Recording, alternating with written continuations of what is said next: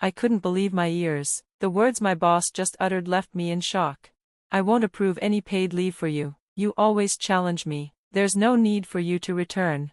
I felt my entire body tense up. It was as if I had just hit my breaking point. My heart pounded, my hands clenched into fists, and my mind raced with thoughts. I had always worked hard, done my best, and remained professional no matter what challenges came my way. And now, after years of dedication, this was how I was being treated.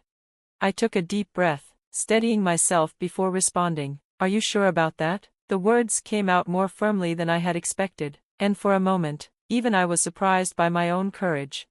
My boss, clearly taken aback, widened her eyes in shock. She probably didn't expect me to question her. She was used to people nodding along and following her every unreasonable command, but I was done with that.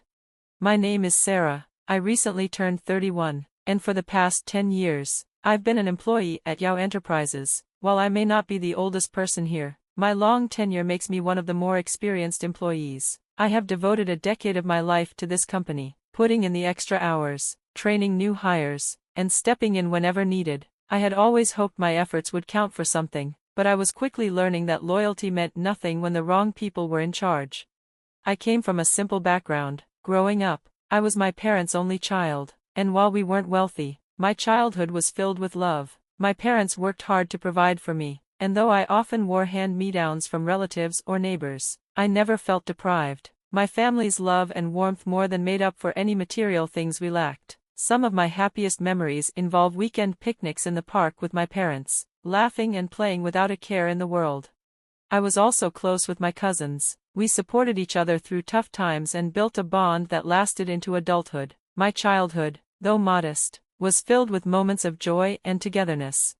In high school, I excelled both academically and socially. I was student council president, a top performer in my class, and even received scholarship offers for college. But despite my teachers' encouragement to pursue higher education, I chose a different path. "I don't want to go to college. I aim to become a public servant," I told my parents firmly.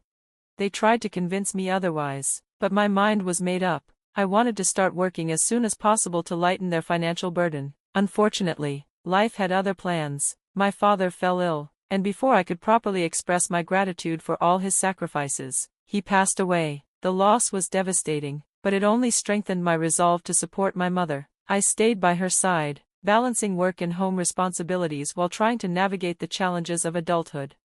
At work, I built a strong reputation. Over 6 years, I earned the respect of my colleagues and supervisors, proving myself capable by training newcomers and even filling in for my boss when needed. My hard work paid off in the form of bonuses, allowing me to contribute around $800 a month to my family. Outside of work, I enjoyed spending time with friends, colleagues, and my boyfriend, finding moments of happiness in my otherwise demanding life.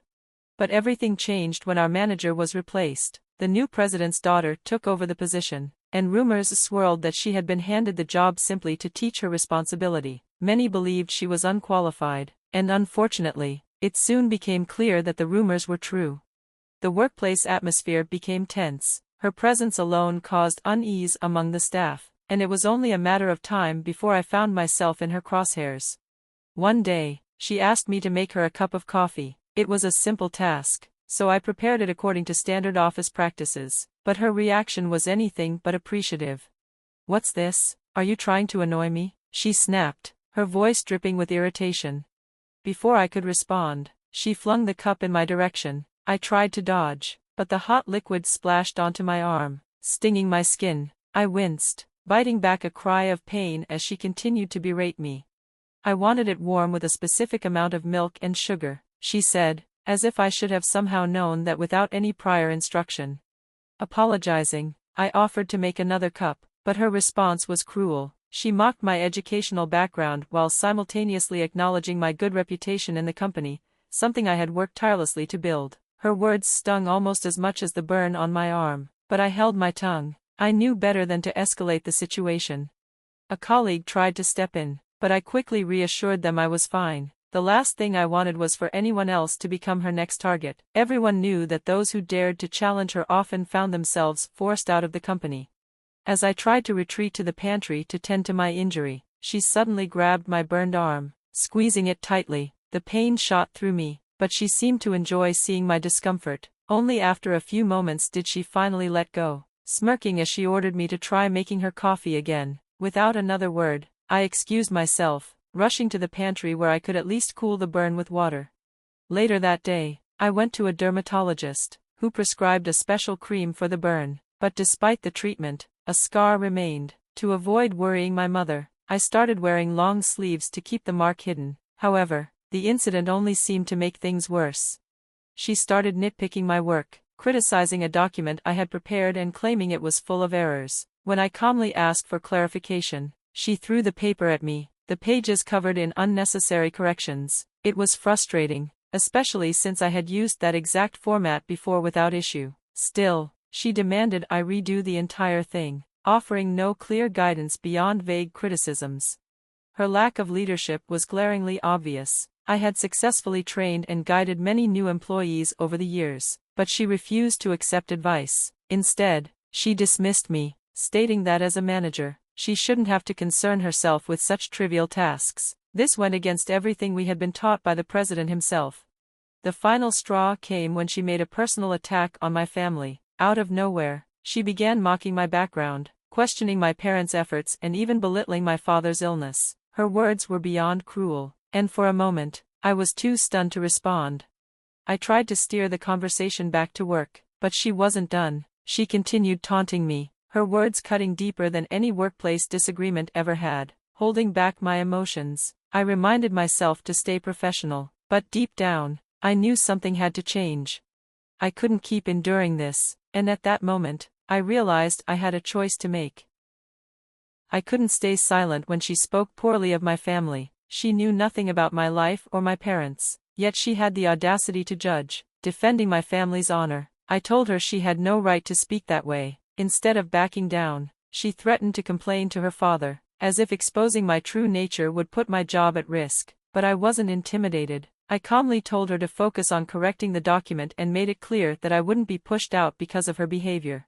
As I walked away, she muttered something under her breath, a final attempt to get under my skin. I chose to ignore her, refusing to let her words affect me. I returned to my desk, determined to carry out my responsibilities with integrity. Her sarcastic comments echoed behind me, but I brushed them off. Despite her attitude, I took it upon myself to teach her the basics of our work. I guided her through detailed computer operations, document processing, and everything else she needed to know. It was a challenge, but I persisted. One afternoon, during a much-needed break, I escaped to the office rooftop with a cup of Kent coffee, enjoying the brief moment of peace. Just as I was lost in thought about my future, my phone rang. The caller ID showed an unknown number. "Hello, is this Sarah?" A voice asked urgently. "This is Central Hospital. Your mother was brought in under emergency circumstances. She's in critical condition. Can you come immediately?" The world around me blurred. My heart pounded as panic took over. Without wasting a second, I left a note on her desk explaining my sudden departure and rushed out to find a taxi. The ride to the hospital felt endless. When I arrived, a nurse led me to my mother's room. Seeing her lying on the hospital bed, pale and frail, my heart shattered. The doctor explained that she had collapsed at work and had been brought in immediately. Though there wasn't much hope, my mother had always had a weak heart, but there had been no recent signs of trouble. Losing my father had weighed heavily on her, more than we had realized. I held her hand tightly, whispering words of love, but it wasn't enough. Grief washed over me as I wept, mourning the time we would no longer have together. When she passed away, I felt lost in a wave of sorrow, but I knew I had responsibilities to fulfill. I called my manager to inform her of my mother's passing and request my first ever paid leave. "I'm sorry for leaving suddenly today. My mother passed away. Could I take about a week off?" I asked, my voice trembling. Her response was cold and emotionless. "I won't approve any paid leave for you." I had worked at this company for 10 years without ever asking for time off. Her refusal, especially in my time of grief, felt like a punch to the gut. "Are you sure?" I asked, barely able to process her cruelty. She rambled on with excuses, but I couldn't bear to listen. I ended the call, feeling more alone than ever. The funeral was a painful blur. I immersed myself in organizing the ceremony, grateful for those who came to support me. My manager called multiple times, but I ignored her. 3 weeks later, An unexpected call from the company president brought me back to reality. When I returned to the office, my co-workers offered their condolences. Their kindness was a small comfort during this difficult time. Finally, I made my way to the president's office. "It's Sarah, may I come in?" I asked after knocking. He welcomed me inside, his expression serious. "I heard you've been out of touch for 3 weeks. That doesn't sound like you." I sat down, ready to explain everything. I spoke honestly about my grief, my manager's treatment of me, and how his daughter had been making life difficult for the entire team. He listened carefully, his face filled with regret. "I'm sorry for my daughter's behavior," he admitted. "My wife and I may have spoiled her too much. We should have intervened sooner." I understood, parenting wasn't easy, and sometimes, indulgence led to entitlement. He sighed before continuing. "Sarah, you are an exceptional person. I've made mistakes in how I handled my daughter's role in this company. While you were away, things worsened, many employees protested, and some even quit. I should have acted sooner." He looked deeply troubled by how things had unfolded. "I need your help," he said finally. "Removing my daughter from her position isn't enough. We need to rebuild the team. Will you help us?" His sincerity moved me. Despite everything, I wanted to help. "Yes," I agreed. Not long after, my manager contacted me again, this time sounding desperate. "How long do you plan to stay away?" she demanded. I reminded her that she had been the one who told me not to return. Her response was urgent, begging me to come back immediately because everything had spiraled out of control. Reluctantly, I returned to work, only to find the office eerily quiet. A commotion from my department caught my attention. I stepped inside and saw my manager panicking. She quickly blamed me for the team's absence, claiming I had ruined everything. She pushed me in frustration, lamenting that even her father wouldn't help her. She admitted that employees had been walking out all day, leaving her to handle tasks she had never done before.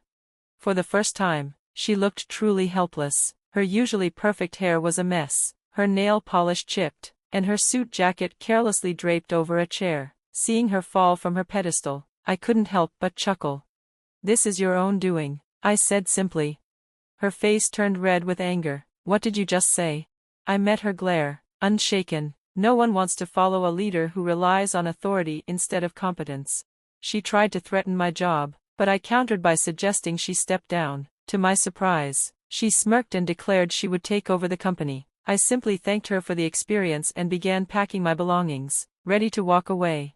Her demeanor shifted. "Are you really leaving?" she asked, her voice quieter. She then asked me to stay and finish my work for the day. The desperation in her tone surprised me. Meanwhile, the president took action, reaching out to those who had quit and offering them their jobs back. Morale began to recover, and with his daughter stepping down, the company started performing better than ever before. Unexpectedly, I was promoted to the managerial position she left behind. My colleagues welcomed me into my new role with full support. The physical and emotional toll I had endured under her leadership was acknowledged, and part of my compensation came from deductions in her salary. As for my personal life, something wonderful happened. My boyfriend of 3 years proposed, and we started planning our future together. Soon after, we received even more exciting news: a baby was on the way. Despite the hardships, life had turned a corner, and I embraced this new chapter with hope and happiness.